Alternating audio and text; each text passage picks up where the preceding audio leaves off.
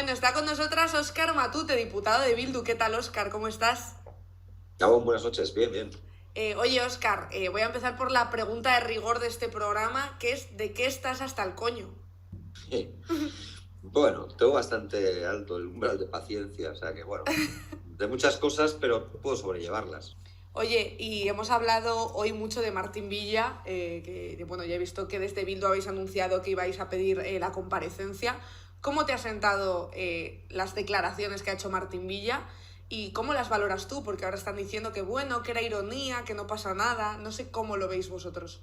Hombre, yo la verdad es que las he oído por radio y probablemente el lenguaje visual pues ayuda a entenderlo más, pero ironía no parecía en el tono de voz que uno oye en la radio. Yo pude ser el responsable, no, políticamente, por supuesto, político, y también incluso el responsable penal de aquellas muertes.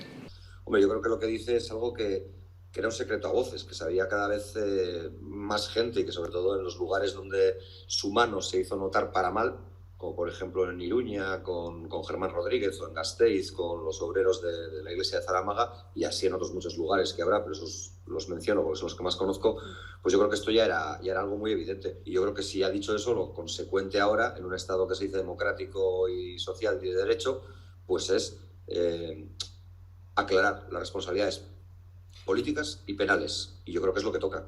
Y claro, de responsabilidades políticas también es que ha dicho, ha mencionado a casi todos los presidentes del gobierno, ¿no? En esas declaraciones que ha hecho, ha dado las gracias a Zapatero, a Rajoy, a todo el mundo. ¿Tú cómo ves eso? ¿Es la impunidad lo que le deja decir todas esas cosas sin que haya consecuencias? Sí, yo creo que él se ve muy seguro en sus posibilidades de no acabar nunca ante un tribunal. De alguna manera, pues seguramente nadie espera que haya un resultado diferente al que vio Franco, ¿no? Que sea el de cuando le toque en la cama. Y por tanto yo creo que desde esa tranquilidad se atreve probablemente a decir esas cosas, pero yo creo que existen las posibilidades y las capacidades tanto en el Congreso para buscar una vía de responsabilidad política como en los tribunales debiera existir para buscar una vía de responsabilidad penal que aclaren todo eso, pero no ya tanto por una cuestión de venganza, sino sobre todo por justicia. Es decir, hay gente que lleva llorando a sus muertos mucho tiempo, viendo cómo además quienes estaban detrás de esas acciones que ocasionaron la muerte de sus allegados, pues no solo no han pagado, es que no se han escondido. Y es que además han seguido contando con los beneplácitos y el aplauso de una parte del Estado español. Y yo creo que es importante que eso se acabe. Es que es lo que pasa, que es que yo creo que esa modélica transición, ese espíritu de la transición, parece que es algo que, como a veces pasa con la Constitución, que nos tengamos que comer como algo inmutable o como algo invariable ya todas las generaciones posteriores. Y eso no es sano en ningún país democrático. Uno no tiene la estima que, es decir, no digo uno yo en lo personal, sino el mundo no tiene la estima que en la actualidad tiene Alemania, no solo porque es una potencia económica, sino por el ejercicio que supo hacer de reconocimiento del papel que jugó y de repudio absoluto del nazismo. Y lo hicieron. Ellos tuvieron su Nuremberg. Los nazis tuvieron su Nuremberg. Los franquistas aquí no tuvieron ningún juicio de Nuremberg. Pasaron a ser demócratas o pasaron a ser franquistas y demócratas de la noche a la mañana. Incluso ocuparon grandes lugares, tanto en la judicatura, como en la política, como en los medios de comunicación, como en cualquier otro lugar. Y eso es amnesia, eso no es justicia. Y eso no hace que un Estado se vacune contra lo que ha vivido, sino que en todo caso lo condena a correr el riesgo de volver a repetirlo. Y no hay más que ver qué tipo de mensajes lanza la extrema derecha día tras día en el Estado español para entender que a muchos de ellos no es que le pareciera reprobable lo que hizo el dictador y la dictadura franquista durante años y décadas contra decenas y cientos de miles de personas, sino que incluso a veces, oyéndoles, uno puede llegar a la conclusión de que les pareció poco. ¿Ha cambiado el día a día en el Congreso desde que entró la extrema derecha? Bueno, se hacen notar, tienen espacio en los medios, hay gente que les pone alfombra roja, pero nosotros no estamos ahí para otra cosa que no sea confrontar a la extrema derecha. La extrema derecha es una amenaza potencial contra las libertades, contra la democracia, contra la dignidad de las personas, contra el derecho a la diferencia, contra todas las libertades y derechos. Y por eso lo que nos toca es confrontarles. Y hombre, pues que sean 52, pues hace mucho ruido y también hace que uno tenga que redoblar los esfuerzos, ¿no? para hacer frente a a esos discursos que creo que son discursos de involución. Están preguntando por aquí, está diciendo Peluchín212, que por cierto os recuerdo que le podéis preguntar lo que queráis, te dice, ¿crees que los jóvenes deberían estar más implicados en política? O sea, ¿ha habido una pérdida de interés por parte de los jóvenes? Yo creo que los jóvenes tienen que ser actores protagonistas de sus propias vidas. Y sus propias vidas se construyen con leyes, se construyen con decisiones, se determinan cuando se decide invertir en una cosa y no en otra. Es decir, que no haya dinero para sanidad, o que haya menos dinero para sanidad, o para educación, o para las becas postdoctorales, o para un itinerario laboral que encuentre un curro digno y con derechos, con un salario digno y decente, tiene que ver con muchas de las cosas de las que no pueden pasar, porque en realidad es que estamos condicionando su presente y su futuro. Y yo creo que, por supuesto, que tiene que ser parte activa. Ahora, lo pueden ser en un plano más político, en un plano más sindical, en un plano social. Yo creo que lo que no tienen que perder nunca es la capacidad de hacer. Y no tienen que perder nunca la capacidad de demostrarle a quien manda de que ellos son una fuerza de choque poderosa. ¿Y cómo ves tú ahora a la izquierda española? ¿En qué punto crees que está? ¿Crees que les falta un poco de valentía, por así decirlo? Porque yo sí que, por ejemplo, en el Congreso veo que Bildu propone cosas que realmente podrían suponer un cambio, pero como que veo que la izquierda española siempre va un poco a rebufo, va por detrás. No sé si le da miedo con esta extrema derecha y esta derecha del PP que cada vez se acerca más a la extrema derecha, de decir algo y que de repente todos salten, como ha ocurrido con las macrogranjas, ¿no? Que se ha dicho algo obvio y de repente todos les han saltado a lo yugular. No sé si es miedo, no sé qué es, pero me da la sensación de que se están quedando muy atrás. Yo creo que las expectativas estaban muy altas. Es decir, cuando decían que iban a saltar los cielos, probablemente hubo mucha gente que, bueno, pues si no creyera una revolución, no va a ser tan drásticos, sí creyó que había un cambio en profundidad o que se podía provocar un cambio en profundidad.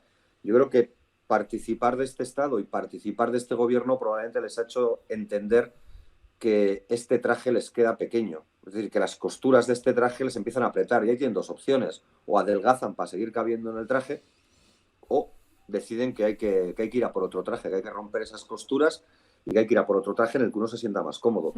Nosotros intentamos ser respetuosos con Podemos y con el resto de las fuerzas de la izquierda. Es decir, no creemos que hay una amenaza potencial muy gorda enfrente, que es la de la derecha extrema y la extrema derecha, y no queremos tampoco que todas nuestras energías se vayan a una especie de crítica, pues que a veces se convierte en fratricida entre los partidos de izquierda. Pero evidentemente cuando creemos que hacen algo mal lo decimos. Y ya que hablas de trajes, ¿cómo va el traje de la reforma laboral, por ejemplo? Pues hecho girones parece, ¿no? Ya que estamos aquí con esta historia de los trajes. No, pues nosotros ahí ya hemos expresado también un poco el minuto y resultado, como lo vemos nosotros. Es decir, esta es una negociación que han llevado a efecto dentro de eso que llaman la mesa de diálogo social, o eso que se llama la mesa de diálogo social. Desde nuestro punto de vista, y lo hemos dicho, estaban glorificando a la mesa de diálogo social al punto que podía ser un obstáculo por las propias mayorías que se concitan en el Congreso. Han preferido el acuerdo con la COE, digamos, la posibilidad de que la COE esté, y probablemente con eso Europa también esté muy contenta, y seguramente Calviño estará entusiasmada, pero ese acuerdo con la COE probablemente obliga a tragar algunos que otros sapos. Y como decía Sabino Cuadra, lo que decimos a la izquierda española es que sea sincera. Es decir, que si te tragas un sapo, di que sabe mal, no digas que encima no sabe mal. Y creemos que en esa reforma laboral se han tragado muchos sapos, y nosotros que no estamos en ese gobierno y que constatamos que lo que es histórico no es la reforma sino la coyuntura, porque hay una mayoría de izquierdas que podría llevar esa reforma laboral mucho más lejos y ponerla en términos de reequilibrio real de fuerzas entre la clase trabajadora y los empresarios, pues no vamos a cejar en nuestro empeño, y tendrán que ser aquellas izquierdas que no quieran participar de la composición de esa mayoría que pudiera darse y por tanto no la hacen factible, quienes expliquen por qué no. De verdad, o sea, es que la izquierda se equivoca cuando cree que contemporizando, que rebajando las expectativas va a conseguir agradar a más gente.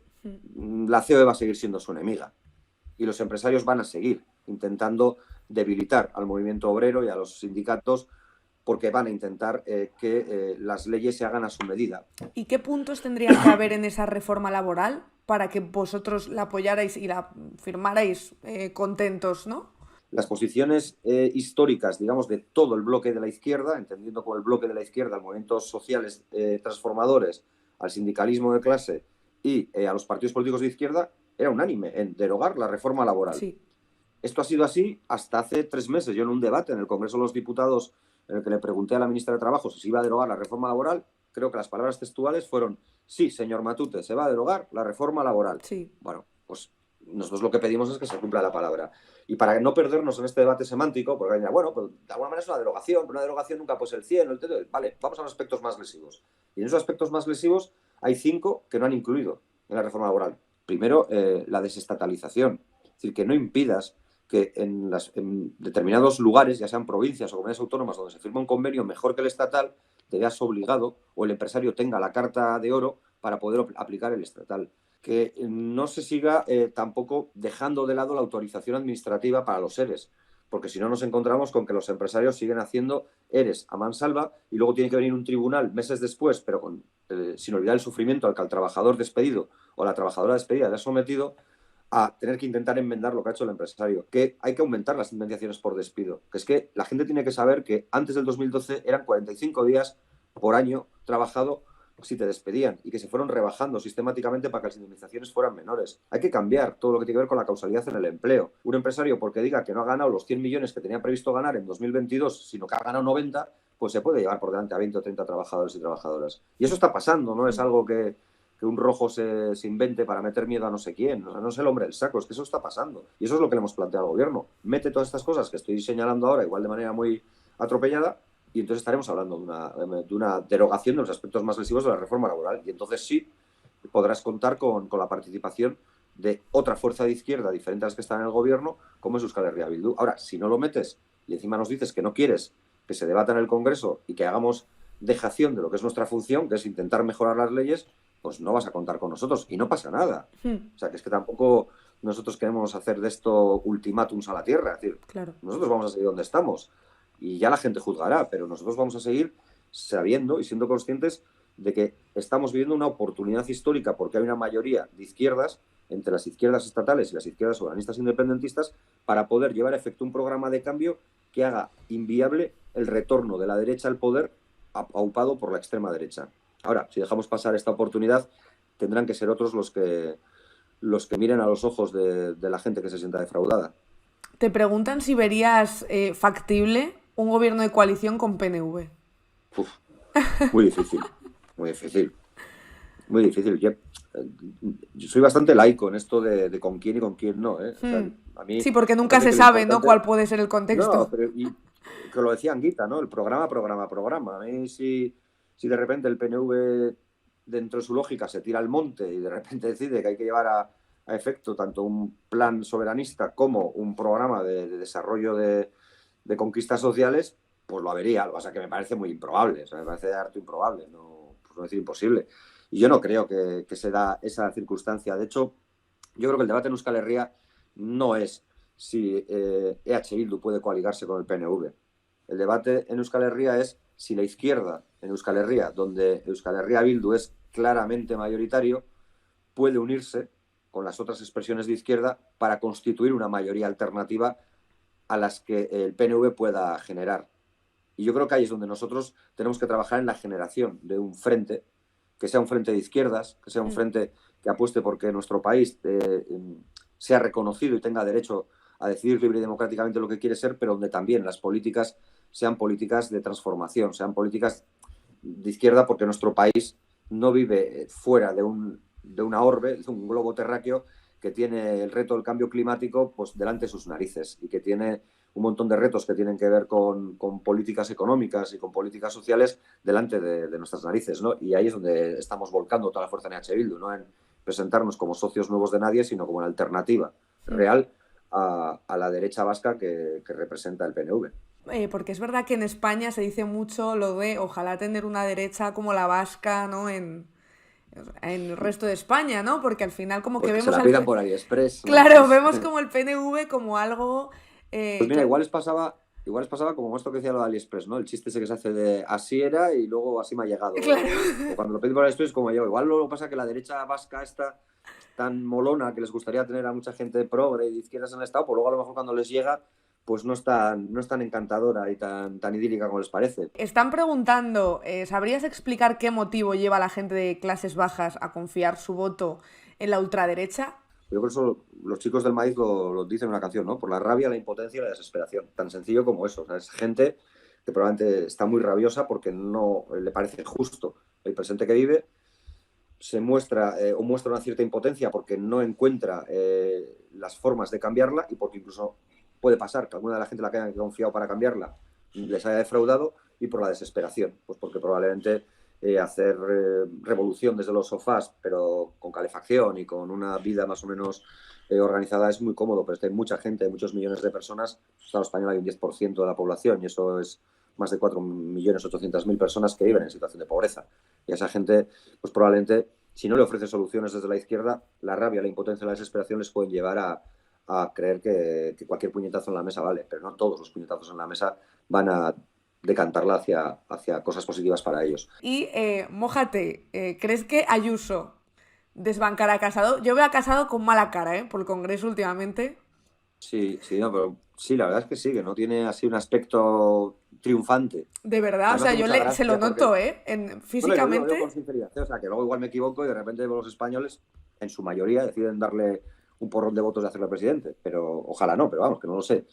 Pero sí que es verdad que, o sea, que les oyes las declaraciones cuando empiezan, no, y aquí el próximo presidente de España, el que va a ganar, tal, y ahora vamos a ganar aquí, y luego ya mañana ya, porque está cantado que Pablo Casado va a ser presidente, pero es que luego al tío no le ves, o sea, no tiene un rictus triunfante, está bien más cascado que la moto de un hippie, ¿no? Hay una pinta de no puedo con mi vida. Y ya te iba a decir, para terminar, una pregunta que no tiene nada que ver con política, pero que nos gusta hacer a la gente que viene aquí es, ¿alguna vez has tenido alguna experiencia paranormal? Aparte de ver a Bascal en el Congreso, ¿eso que estás pensando? Yo vivo en Esquerraldea, en la margen izquierda, dice que somos un poco brutos. Podría haberte dicho lo de que anormales veo todos los días, con lo cual esto tendría que contar como fenómeno paranormal, ¿no? Y Óscar, pues muchísimas gracias, ya te dejo irte a cenar, que ya va siendo hora. Sí, bueno, a preparar la cena por lo menos, sí. ¿Qué vas a hacer de cenar? ¿Tú eres cocinitas? Sí, me gusta cocinar, pero no, para cenar suelen ser cosas sencillas. Pues nada, yo creo que tengo por aquí al peque que andaba que quería fajitas o algo así. O sea, ¿Fajitas vas a hacer? ¡Qué buenas! Ya ves tú. Pues pensabais que iba a hacer bacalao al pil-pil, ¿no? Sí, claro, pues sí. Pues tampoco somos tan cerrados, no nos tenemos solo talo con chistorra y esas cosas. Muy bien, pues muchas gracias, Óscar, disfruta. Chao, vale, adiós, hasta luego.